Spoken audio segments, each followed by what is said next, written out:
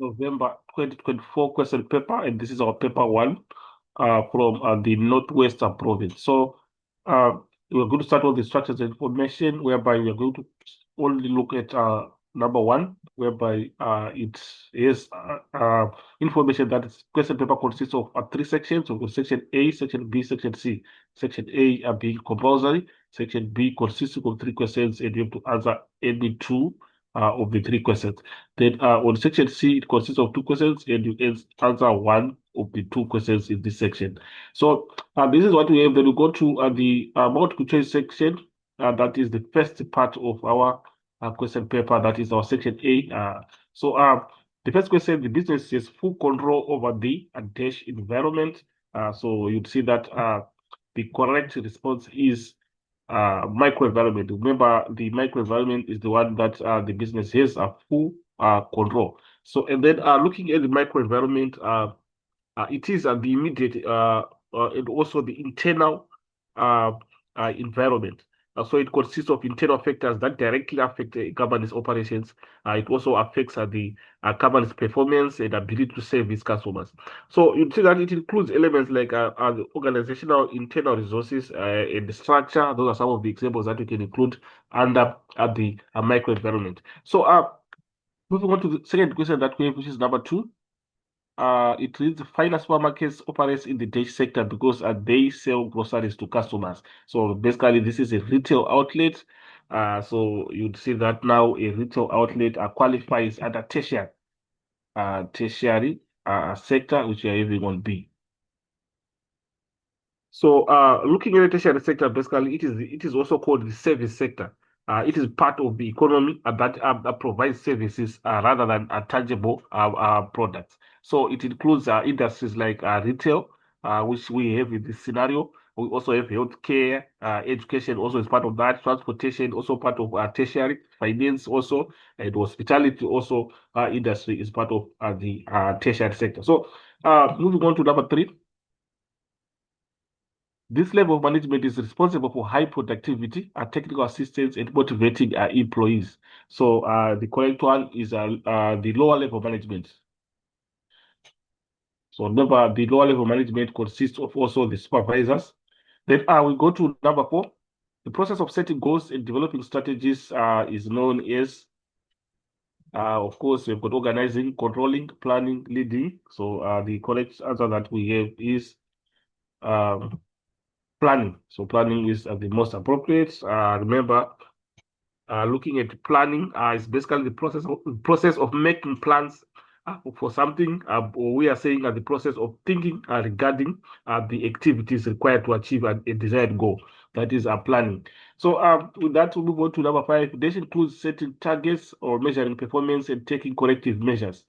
So, of course, we've got quality, quality control, quality cycles, quality assurance. So, the correct is quality control. Remember, it includes targets, setting targets, measuring performance, and taking corrective measures. So, specifically on taking corrective measures, that's where it is mainly part of the quality control. So, a quality control B.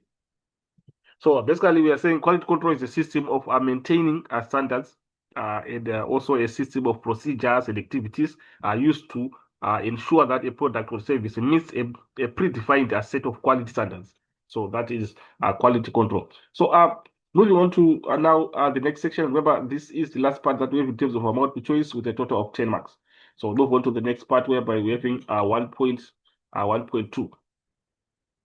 So you have to complete the following sentence using the words provided in the list below. So the list that we have, we are given it in this part.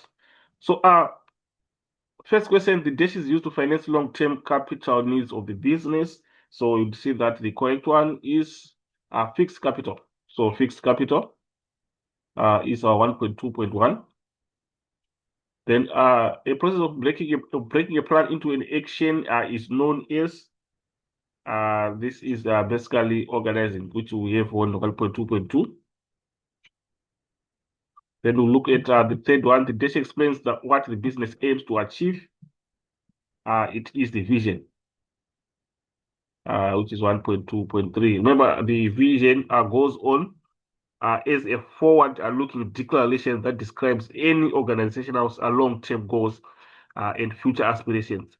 So you would see that uh, essentially it shows what the business hopes to achieve and what the future will look like when it gets there. So basically, it serves as an inspirational and motivational guide for strategic planning. That is the vision. So we the vision which will be part of the vision statement. So we go to the next question that we have, which is 1.2.4.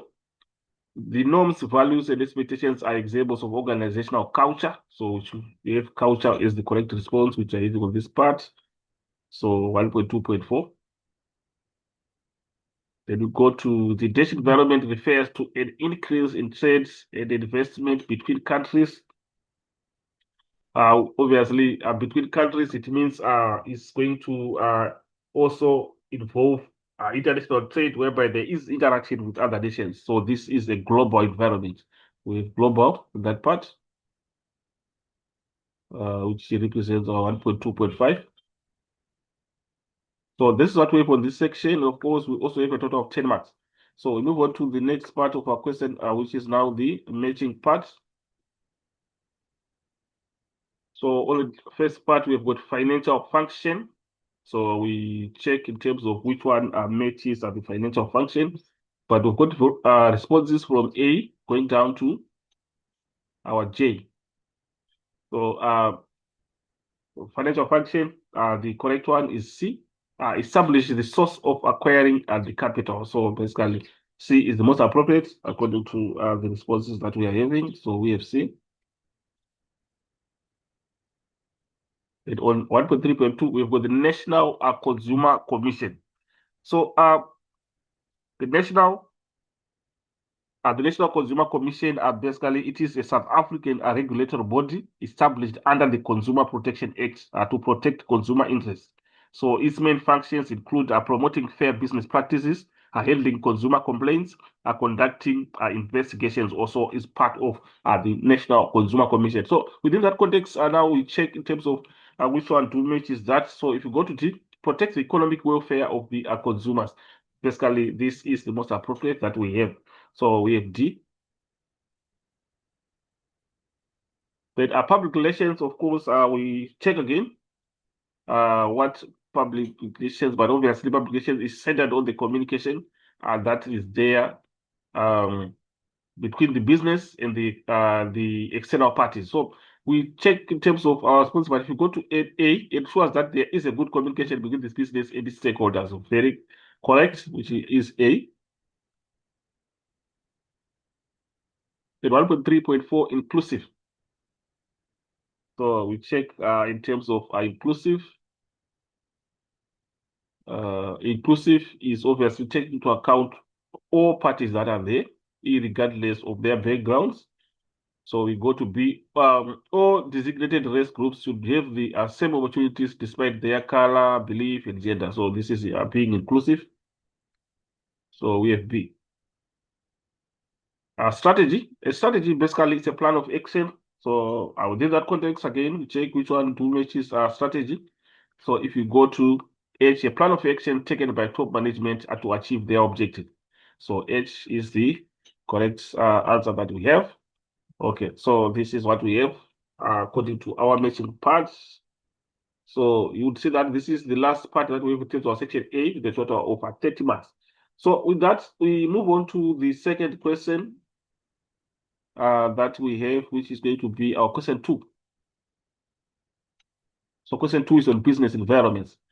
So first question lists 4 components of microenvironments. We have described the microenvironment as the immediate internal factors that directly affect a company's operation. So within that context, the components that we can include, so we have got the vision, is part of the microenvironment, with mission, objectives, goals, strategy, organizational resources, leadership and management, business functions, organizational structure, organizational culture. So these are components of the microenvironment. And of course, we move on to the next question that we have.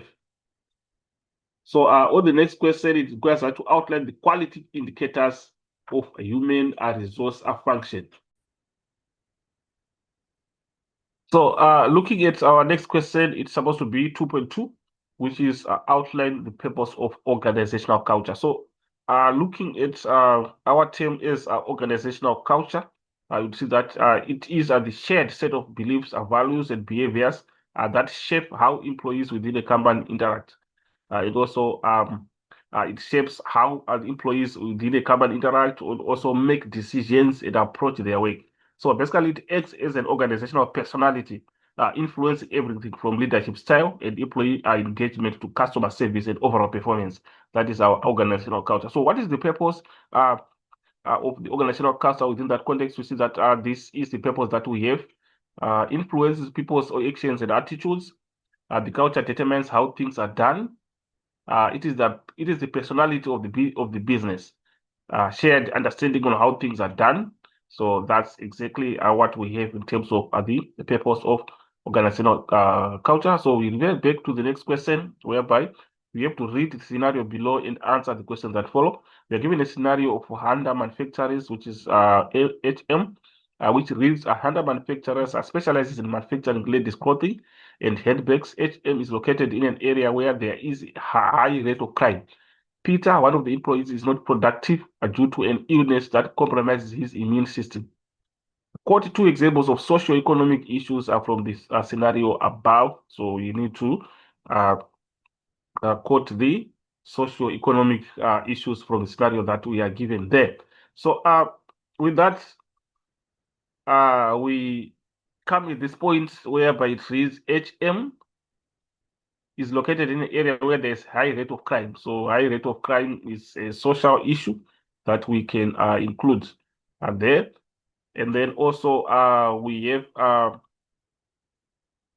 check again in terms of the next sentence reads Peter, one of the employees, is not productive due to an illness that compromises his immune system. So that's another socio-economic issue that we can also highlight. So we can quote these two sentences because the question only requires us to quote two examples of socio-economic issues. So we have just quoted the two sentences that we have.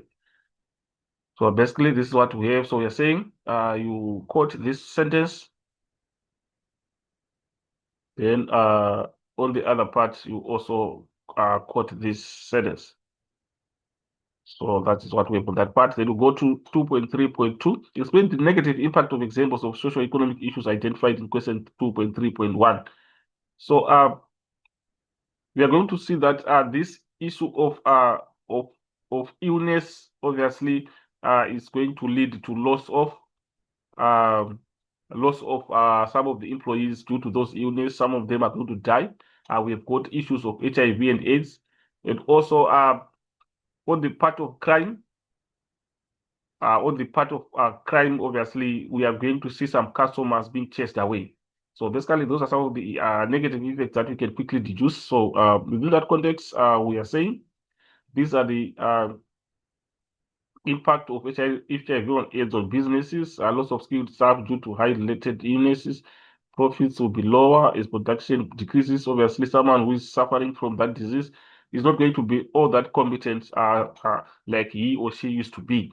High absenteeism from illness resulting to decrease in productivity. Conflict can arise among staff if they discover that a worker is HIV positive. So these are some of the points that we can include. We got further points that we have that we can also include within that context.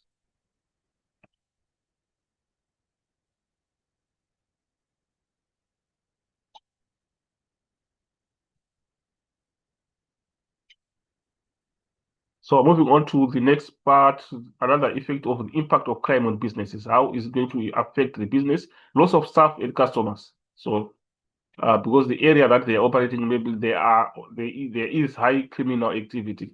So customers might be afraid to visit at that area. Then also insurance or security costs become expensive.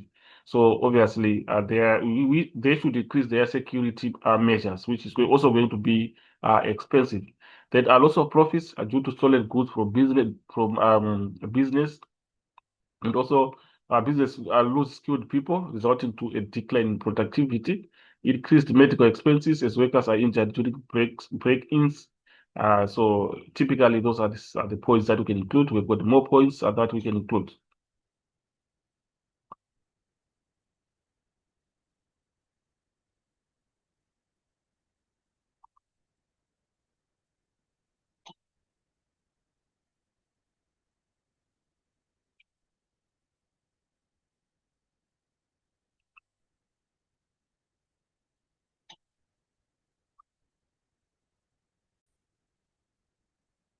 So question 2.4 requires us to discuss possible solutions to unemployment. What are the possible solutions to unemployment? Obviously, creation of jobs obviously is going to be as the center of solving the problem of unemployment. So with that, we are having these as our solutions: improvement of skills, better education and training. So this is making uh, the people employable. And then also the government should change their labor laws to encourage small businesses to employ workers, to encourage small businesses to employ workers. Then businesses can provide skills development programs through leaderships. Also, these are some of the solutions that we can also include. So further points we also have that are also correct.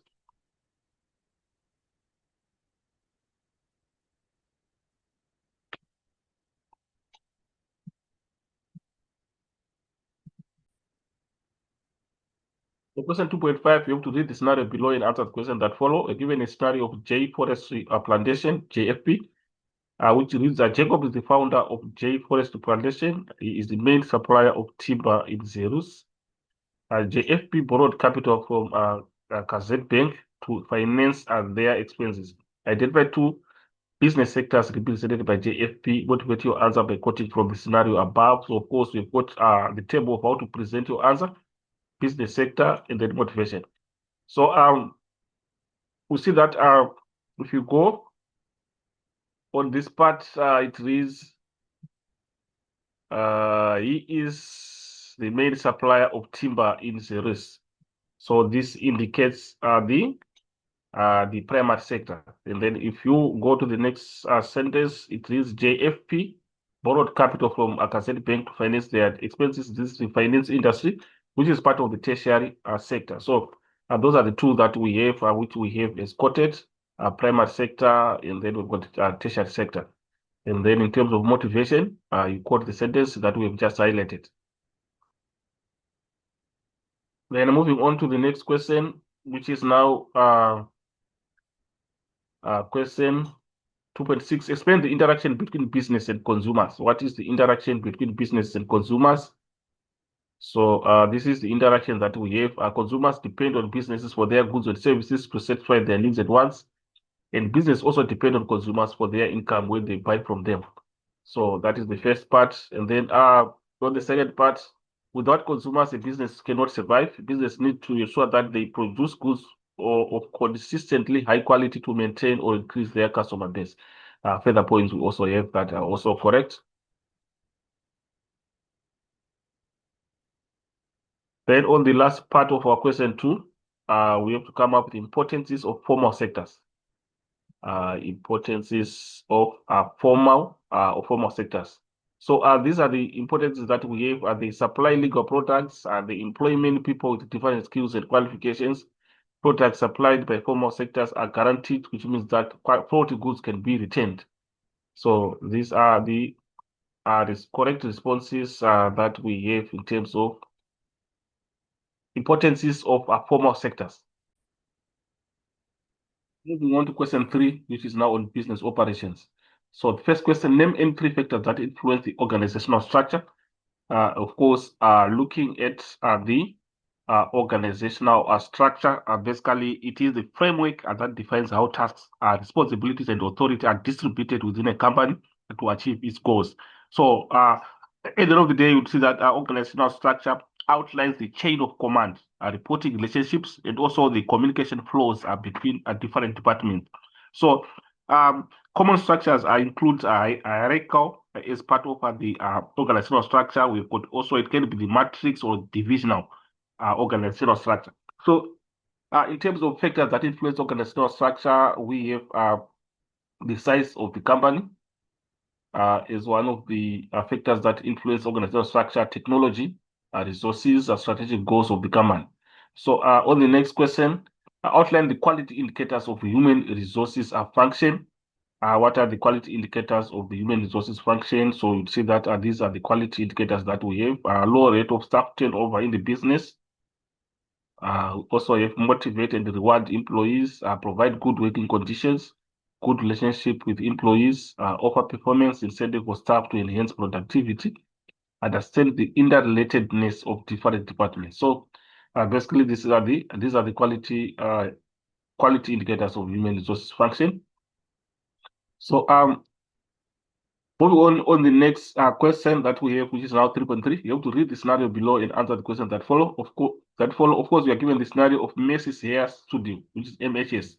Macy is the owner of Macy's Hair Studio. She recently appointed Gonze to assist here at the salon. Gonze ensures that labor information is available for decision making. Identify the business function that is applied by MHS. Motivate your answer by quoting from the scenario above. So, what is the business function that is applied by MHS?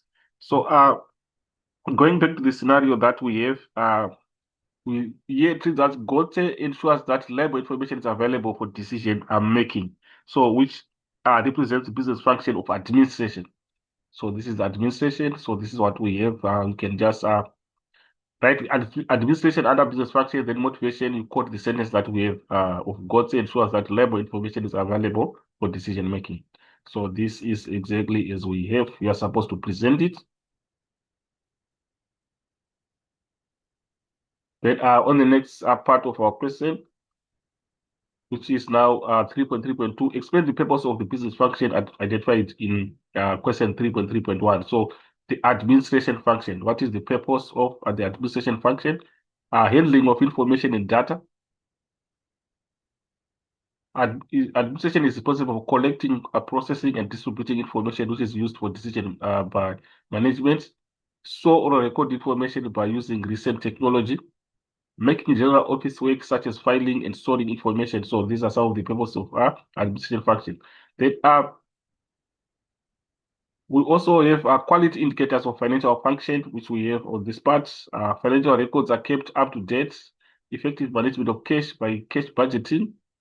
Accountability through tight financial processes, negotiate better interest rates in order to keep financial costs down, obviously,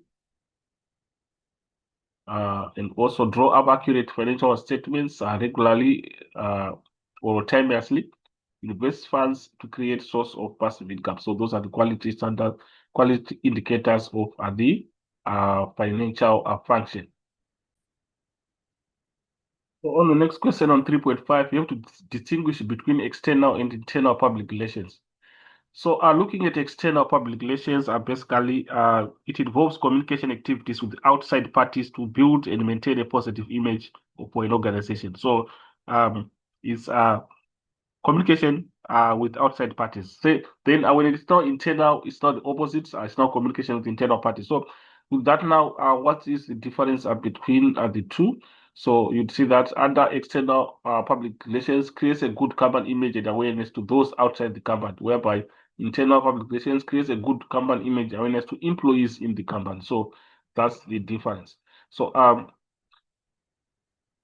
and any other also difference can also be correct. So on the next question, quality indicators for general management. These are the quality indicators that we have for general management. Develop or implement or monitor effective strategic plans, set direction and establish plans, priorities for their business, effectively communicate a shared vision, a mission and values, and ensures that all the departments in the business meet their deadlines or targets. So these are the quality indicators of general management. Then on the next question, which is the last part that we have for question 3, evaluate the correlation between management and the success of the business in achieving its objectives.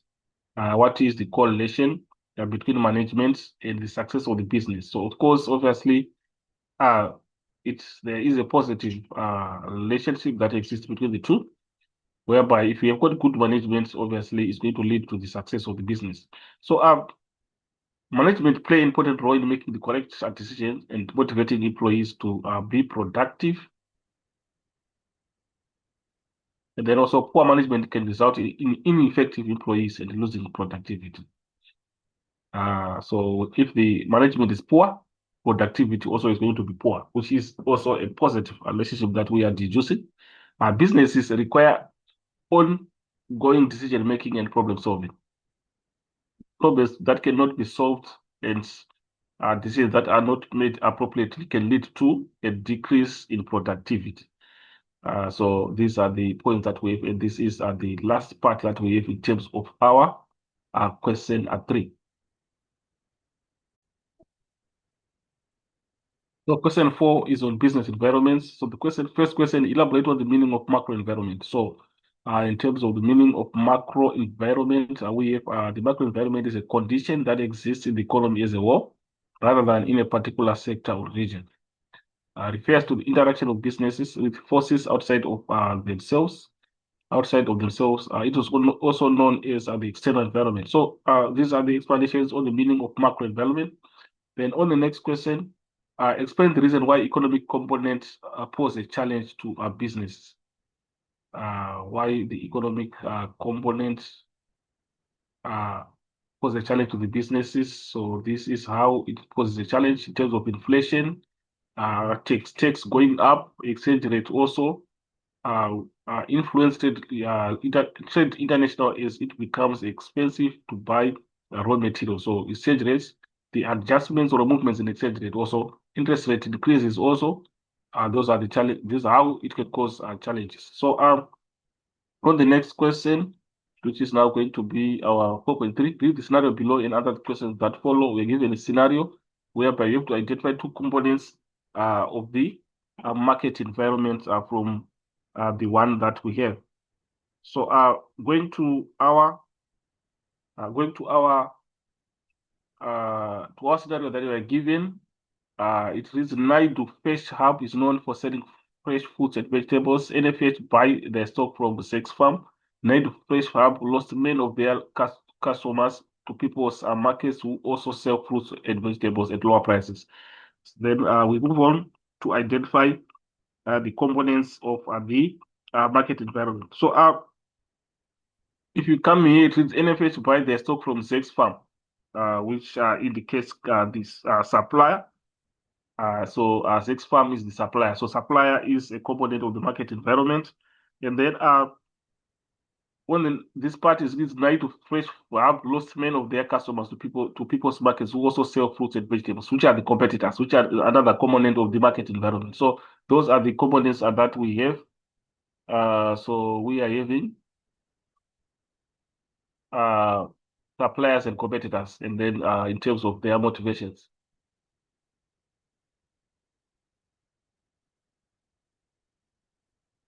So moving on to the next question, which is now 4.4. Evaluate the reasons why competition poses a challenge to business. Why do competition pose a challenge to business? So this is our response. Competition keeps prices down and reduces business profitability. So that's how it poses challenge to businesses. Also, it forces businesses to find new ways to produce an existing product or develop a new product or service. A business may close down if it is unsuitable to compete with other businesses. So those are some of the reasons that we can come up with. Then moving on to the next question, which is now on business operations. So business operations, the first question that we have is name any two activities of administration function. What are the activities of the administration function? So we see that administration function is mainly involved in handling of information and also the issue of office practice is the issue of management assistance is also part of administration. So with that now, we check in terms of a list of those activities whereby we have got management of information, handling of information, office practice, information technology. Then we move on to the next one, which is now 4.7. 4.6 outline the importance of public relations. what is the importance of public relations. So these are the importances that we have in terms of public relations. The business gets publicity of promotional events and information through our media. New conferences may be called to release information which will ensure the survival of the business. Employees may volunteer to spend time with the people in need at orphanages or hospitals or schools. Businesses can sponsor community events. So these are some of the importances of public relations.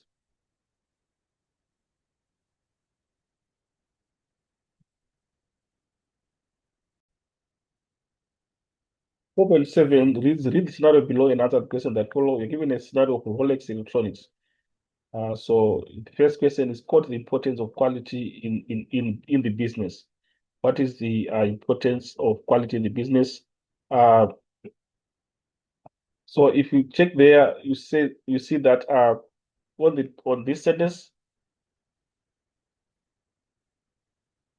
it reads Rolex Rolly, the owner of RE, mentioned that quality enables his business to have a good reputation and promotes brand awareness. So that is the importance of quality that is indicated on that part. And then also, for the next sentence, it reads RE has also gained goodwill and support from the community, which is also part of the importance of quality. Then we go to 4.7.2, explain other importance of quality in business. What are other importance of quality in the businesses?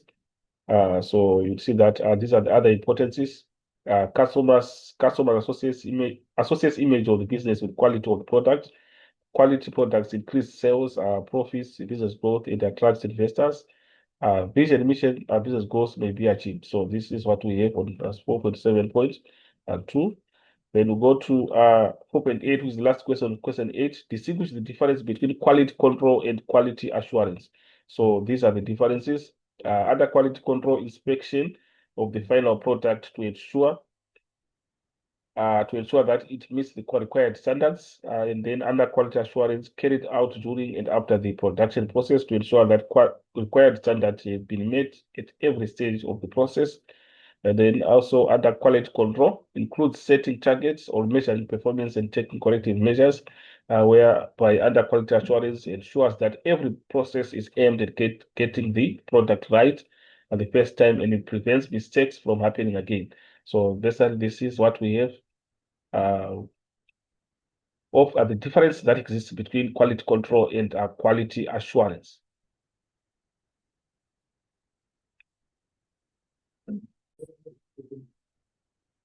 So moving on to question 5 is on business environments, that is socio-economic issues.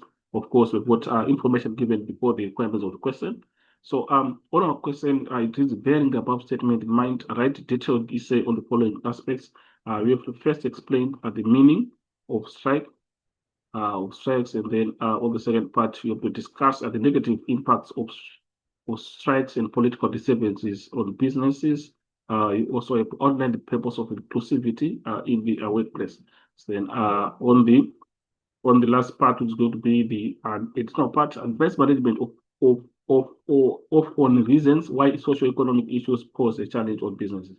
So, of course, a total of 40 marks. So, remember, this is an essay. We are about to start with an introduction. So, this is a typical introduction that you can come up with. I will read at the context of this essay. So, going on the main part, we are supposed to start on the meaning of strikes. So, we see that this is what we have in terms of the meaning of strikes, whereby it is a strike is a collective refusal of employees to work because of an issue in the workplace aimed at forcing the employer to give demands. So basically, this is what we have. Further explanations we also have on meaning of strikes.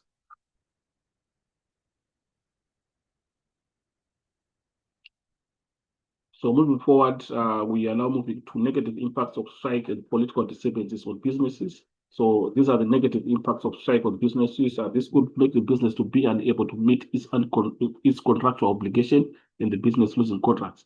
Also, the cost of making up all the working hours is too high. Strikes also can be violent because strikers intimidate those employees who do not want to go on strike. So basically, these are the negative impacts that we can deduce from strikes.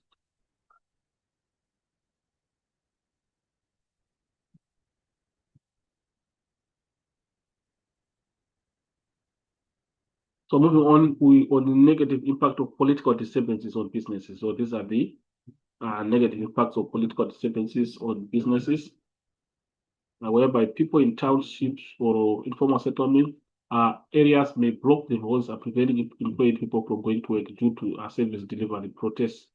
Also, scares of potential investors. It scares of potential investors, of course. You'd see that potential investors obviously will now feel insecure to invest in those businesses or in those businesses that are surrounding. So in that case, it becomes a problem and a negative impact to the economy as a whole. So this is what we have. And then on the next one, a business may be forced to close again, especially those located in townships. So these are some of the negative impacts of political disturbances on businesses.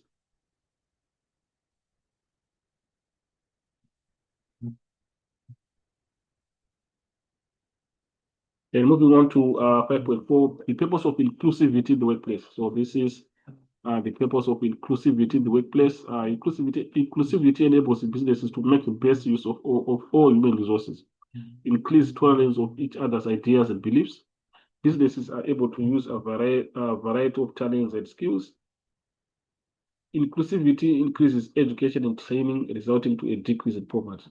So basically, this is what we have in terms of purpose of inclusivity in the workplace.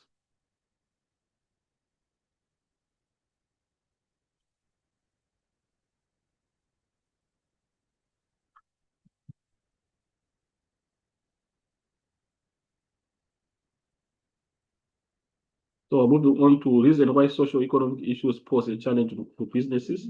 So socio-economic issues affect consumer spending due to poverty and unemployment.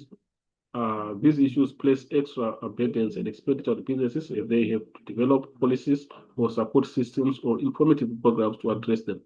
So we have that is reasons why socio-economic issues pose a challenge to businesses. So we also have counterfeiting, bootlegging, and crime may lead to loss of profits for businesses. Further points we also have on the reasons why socio-economic issues pose a challenge to businesses.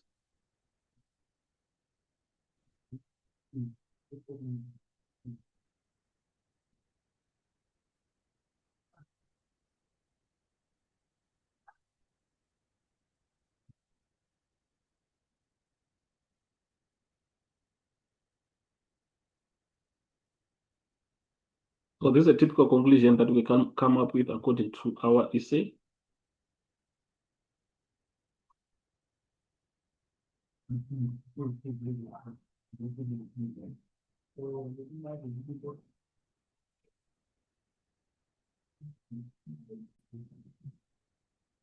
So moving on to question 6, which is on business operations. So we have our information given before the requirements of the essay. So the essay question reads, write an essay on the following aspects. You have to outline the purpose of the purchasing function, explain the difference between credit payment and cash payments, discuss the purchasing procedure, advise businesses on the impact of the National Credit Act on businesses. So of course, this is going to be the additional part in terms of advising businesses on the impact of the National Credit Act on businesses. So our response to the essay, we are going to start on our introduction. So this is our introduction, whereby we have a description of the purchasing function, whereby it reads the purchasing function is responsible for buying quality raw materials and services for the business. The purchasing function should continuously look for new and better suppliers. So basically, this is what constitutes our introduction. So in terms of our 6.2, which is all the purpose of the purchasing function. So these are the purposes that we have. Whereby first point, the financial function is to obtain capital from the most suitable sources. You see that this is what we propose in terms of the explanations. These are explanations of the financial function. So we can see that the purposes that we have in this context are for the financial function. So we can just remove our purchasing and we replace it with a financial function.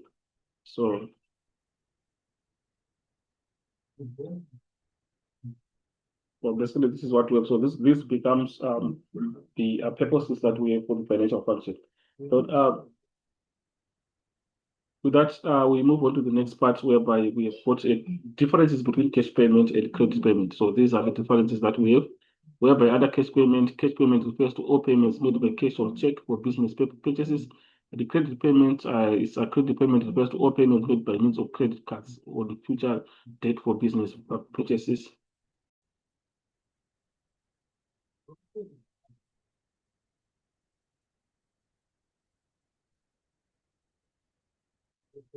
So moving on to the next part whereby we've got the steps of the purchasing procedure. So these are the steps of the purchasing procedure that we have for determine the need for the product or requisition. That is liaise with the financial department to establish the budget for the purchasing of goods and services.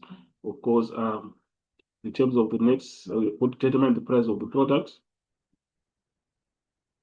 So after determining the price of the product, to select or choose a suitable supplier.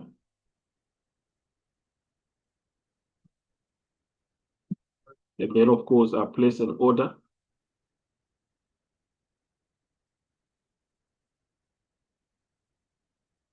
Also collect or receive the order. That is, the purchasing department should ensure that the right orders are received and recorded. And also the quality and quantity of stock received should be checked against the order. The purchasing department should keep a copy of a delivery note for records, for record keeping purposes. And on the next step, pay the supplier.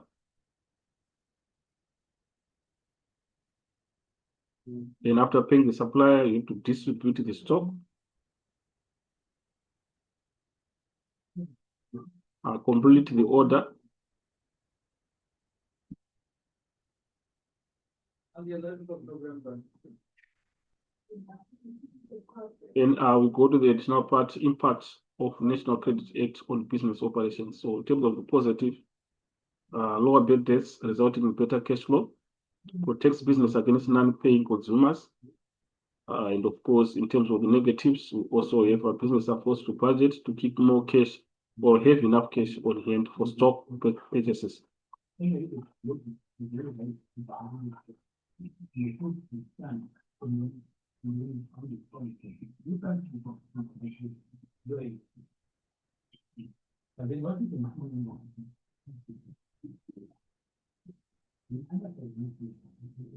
Then within that context, we also have our conclusion. I put it to our essay. So this is our conclusion.